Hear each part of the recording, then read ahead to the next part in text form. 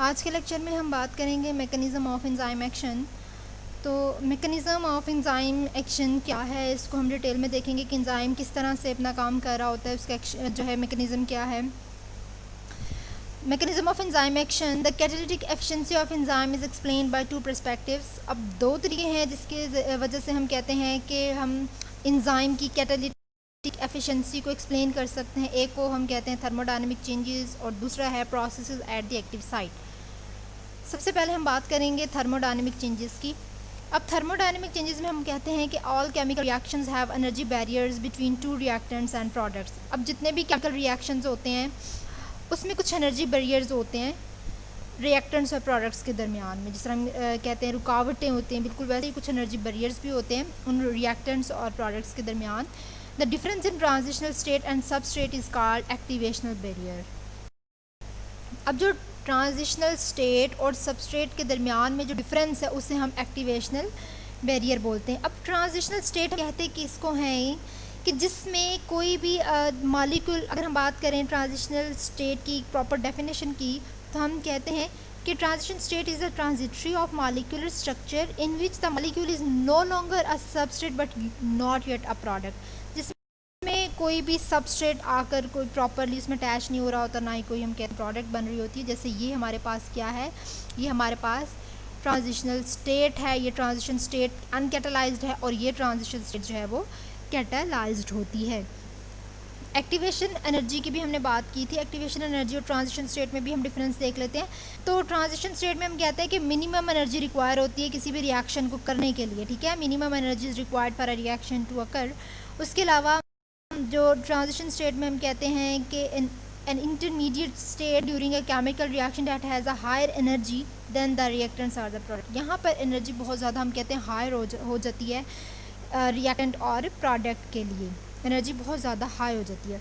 या फिर हम कहते हैं ट्रांजिशन स्टेट कब होती है कि जब कोई भी मॉलिक्यूल बहुत ज़्यादा एनर्जी अब्जॉर्ब कर लेता है और उसके बॉन्ड जो है वो ब्रेक कर जाते हैं। जाहिर सी बात है, एक चीज़ की लिमिट होती है, जब वो बहुत ज़्यादा एनर्जी अब्जॉर्ब करेगा तो उसके जो बॉन्ड्स हैं वो ब्रेक हो जाएंगे, रिएक्टेंट जो है वो अनस्टेबल हो जाएंगे। और जब रिएक्टेंट अनस्टेबल हो जाते हैं तो इस कंडीशन को हम कहते हैं कि these are the transitional state, ठीक है। These are in the form of transition state. तो आई होप अब आपको ट्रांजिशन की जो है समझ आ गई होगी कि ट्रांजिशन कब होती है, और ये एक हाई एनर्जी स्टेट होती है, ठीक है। इसको हम कहते हैं हाई एनर्जी स्टेट होती है और ये एक अनस्टेबल फॉर्म होती है।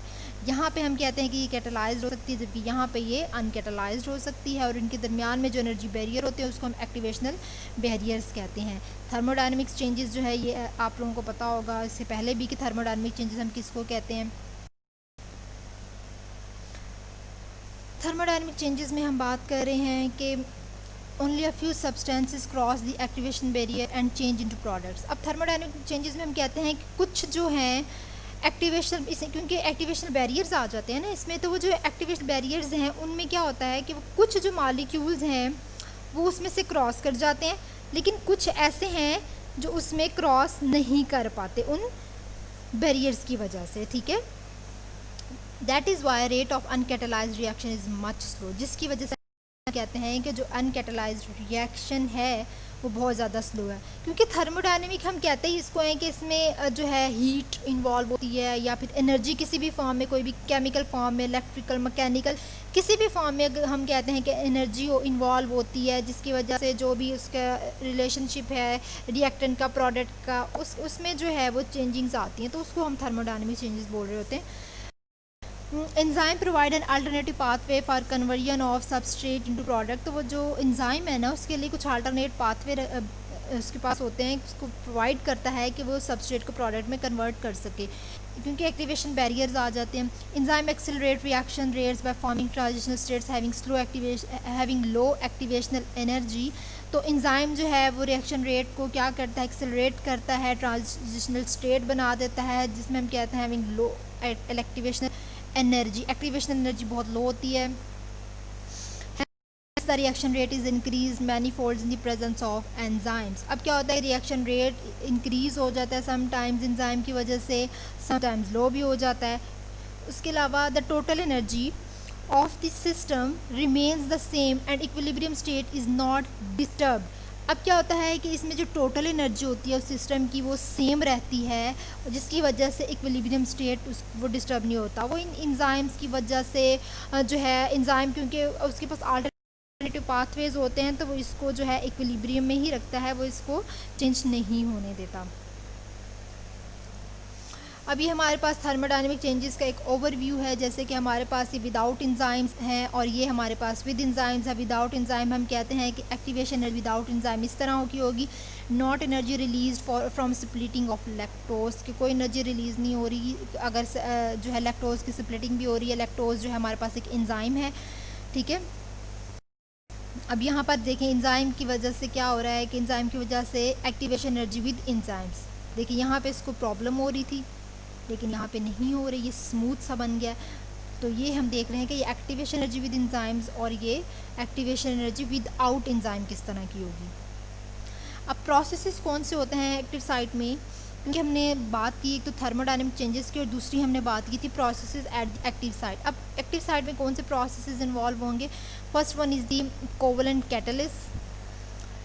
कोवलेंट कैटालिसिस में हम कहते हैं कि enzymes form covalent linkage with substrate forming transient enzyme substrate complex with very low activation energy. अब क्या होता है कि एंजाइम जो है बहुत लो एक्टिवेशन एनर्जी में क्या करता है कि सबस्ट्रेट के साथ बाइंड करता है और एक एंजाइम सबस्ट्रेट कॉम्प्लेक्स बना देता है। Enzyme is released unaltered after completion of reaction. अब यहाँ पे एंजाइम जो है उसकी शेप में तो कोई चेंज नहीं आता जब वो अपना रिएक्शन कंप्लीट कर लेता है। जैसे कि ये हमारे पास एंजाइम है और ये हमारे पास सबस्ट्रेट है जो बॉल्स की फॉर्म में नज़र आ रहे हैं। अब इनिशिएशन रिएक्शन में क्या बताया हुआ है कि binds to the active site in a specific orientation forming in enzyme substrate complex. अब यहाँ पे शेप चेंज हुई इसकी और ये इसके साथ आकर बाइंड कर गया और यहाँ पर हम कह रहे हैं कि ये क्या है, इसकी ट्रांजिशन स्टेट। ट्रांजिशन स्टेट में हम कहते हैं transition state facilitation interaction between enzyme and substrate lower the activational energy required. तो वो उसकी जो एक्टिवेशनल एनर्जी होती है ना, ये जो ट्रांजिशन स्टेट में वो क्या होती है, वो उसको लो कर देती है, एंजाइम और सबस्ट्रेट की एक्टिवेशन एनर्जी को लो कर देती है। टर्मिनेशन में क्या होता है कि product have lower affinity for active site and are release enzyme is interchange after the reaction. Enzyme तो चेंज नहीं होता लेकिन प्रोडक्ट जो है वो उस एक्टिव साइट से रिलीज़ हो जाते हैं। अब दूसरी हम बात करते हैं acid base catalysis. Acid base catalysis में क्या होता है, mostly undertaken by oxido reductase enzyme. Mostly जो है ये ऑक्सीडो रिडक्टेज एंजाइम की वजह से होती है। Mostly at the active side histidine is present which act as both proton donor and proton acceptor. और मोस्टली हम कहते हैं कि ये जो हिस्टिडीन इसमें प्रेजेंट होती है और जो कि प्रोटॉन डोनर का भी काम करती है, प्रोटॉन एक्सेप्टर का भी है काम करती है, एक्सेप्ट भी करती है और डोनेट भी करती है electrons.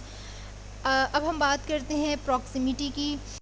Catalysis by proximity, in this catalysis molecule must come in bond forming distance. यहाँ पे जब कैटालिसिस ऑफ प्रॉक्सिमिटी की बात करते हैं तो अब प्रॉक्सिमिटी हम कहते हैं कि अफेक्ट करती है ओरिएंटेशन को, किसी भी सबस्ट्रेट मॉलिक्यूल की मूवमेंट को। जब भी कोई एंजाइम एक्टिव साइट की अगर बात करें, कोई भी मॉलिक्यूल कोई भी सबस्ट्रेट उस एंजाइम एक्टिव साइट के साथ आकर बॉन्ड करता है, उसके साथ बॉन्ड करता है, बाइंड करता है, तो वो उसकी जो ओरिएंटेशन को डिस्क्राइब जो चीज़ करती है वो हम कहते हैं कि उसे प्रॉक्सिमिटी कहते हैं। अब यहाँ पे when enzyme binds a region of high substrate concentration is produced at active site, this will orient substrate molecule specially in a position ideal for them. जैसे कि ये है, तो ये हमें जो उसकी ओरिएंटेशन है उसके बारे में हमें ये बता रही होती है। जैसे कि अब यहाँ पर हमारे पास एक हाई सबस्ट्रेट कंसंट्रेशन की बात हुई है, बिल्कुल वही जो हमने पहले बात की कि एक एंजाइम है, उसके जो है एक एंजाइम के साथ आकर कोई भी सबस्ट्रेट जो है वो बाइंड करता है। अब यहाँ पर जैसे वो बाइंड किया और फिर ये जो है this will orient substrate molecule specially in a position ideal for them, जो उसको ओरिएंट कराता है कि हाँ भाई ये इसकी सही जगह है, इसने यहाँ पर आकर बाइंड करना है, इसको हम कहते हैं कि ये this will orient substrate molecule के, ये उसको बताता है कि इसने यहाँ पर आकर बाइंड करना है, ये इसकी पोजीशन है, तो इस तरह वो आकर उस पर बाइंड कर देता है और फिर प्रोडक्ट जो है वो रिलीज़ हो जाती है। अब catalysis bye bond strain, catalysis bye bond strain में हम कहते हैं मोस्टली अंडरटेकन बाय लाइएज। अब ये एंजाइम लाइएज की वजह से होता है। The enzyme substrate binding cause reorientation of the structure of side due to it in strain condition. अब यहाँ पे हम कहते हैं कि क्या होता है कि यहाँ पर जो है दोबारा से रीओरिएंटेशन का ये काम कर देता है। अब यहाँ पे क्या होता है कि एंजाइम सबस्ट्रेट जब बाइंड करते हैं तो रीओरिएंटेशन होती है ऑफ द स्ट्रक्चर में, रीओरिएंटेशन होना शुरू हो जाती है due to it in strain condition, this transitional state is required and here bond is unstable and eventually broken. अब यहाँ पे क्या होता है कि यहाँ पे जो है वो जो ट्रांजिशनल स्टेट होती है ना वो रिक्वायर होती है। अब उस ट्रांजिशनल स्टेट की वजह से क्या होता है, ट्रांजिशन स्टेट की वजह से जो इसमें बॉन्ड वगैरह होते हैं ना वो अनस्टेबल हो जाते हैं या फिर समटाइम जो है वो ब्रेक हो जाते हैं। तो स्ट्रेन कंडीशन में क्या होता है कि किसी भी आप समझ लें किसी भी कोई भी दबाव की वजह से या कुछ उसमें ऐसी प्रॉब्लम्स आ जाती हैं जिसकी वजह से अपनी कंडीशन जो है वो मेंटेन नहीं रख सकता, तो उसको दोबारा से ये रीओरिएंटेशन करता है कि दोबारा से उसको वो सही से प्रॉपर से फिट करता है। उसको हम कहते हैं कि ये स्ट्रेन कंडीशन है कि कोई उसमें प्रॉब्लम की वजह से वो अपनी जो है वो सही से शेप नहीं रख सकता, सही से फिट नहीं हो सकता, तो उसको दोबारा रीओरिएंट करता है। तो ट्रांजिशन स्टेट यहाँ पे होती है जिसकी वजह से इसके दरमियान में बॉन्ड वगैरह जो है ब्रेक कर जाते हैं, they were broken and they are unstable. In this way bond between substrate is broken and converted into products.